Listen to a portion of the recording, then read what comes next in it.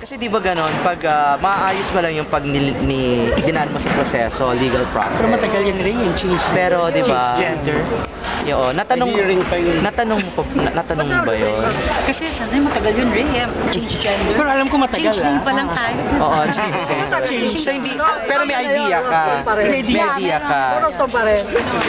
Ha? Siguro. Ba't hindi yung kasi siya tinanong kanina?